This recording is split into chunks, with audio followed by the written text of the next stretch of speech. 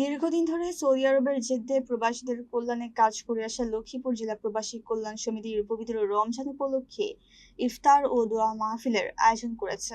গতকাল জেদ্দার একটি হোটেলে এই অনুষ্ঠান অনুষ্ঠিত হয়। ইফতারের আগে পবিত্র কোরআন তেলাওয়াত ও সিয়াম সাধনার গুরুত্ব তুলে ধরে বয়ান করেন কারি আব্দুল্লাহ মিয়াজি। সমিতির ভারপ্রাপ্ত সভাপতি বিল্লাহ হোসেন সভাপতিত্বে ও নবনির্বাচিত সাধারণ সম্পাদক বাহারুদ্দিন বকুলের সঞ্চালনায় অনুষ্ঠানে প্রধান অতিথি ছিলেন বাংলাদেশ কনসুলেট জেনারেল জেদ্দার শ্রম কল্যাণ উইং এর দ্বিতীয় সচিব রফিকুল ইসলাম। বিশেষ অতিথি হিসেবে উপস্থিত ছিলেন আলহাজ আব্দুর রহমান, দেলোয়ার হোসেন আব্দুল মালিক, কেফায়েতুল্লাহ চৌধুরী সহ অন্যান্য নেতৃবৃন্দ। প্রধান অতিথি প্রবাসীদের সৌদি সরকার ও বাংলাদেশ দূতাবাসের নির্দেশনা অনুসরণের আহ্বান জানান। শেষে প্রবাসী সমাজ ও বাংলাদেশের কল্যাণ কামনায় মোনাজাত করা হয়।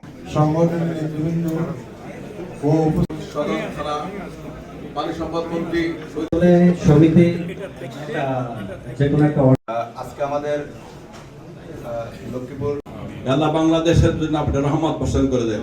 বাংলাদেশের তার ফাউনা বিহাইন দাকালাত দারাজাত অতুবাল্লিগুনা আফসাল গায়াত মিনজুল খায়রাত ফিল হায়াত ওয়া বা'দাল মামাত রব্বিগফির লি যুনুবি ওয়ারহামনি ইন্নাকা আল্লাহুম্মা সাদ্দিদ শামলাহুম আল্লাহুম্মা মাজ্জিদ জামাআহুম। আল্লাহ হাসান ভাই সবাই আসেন।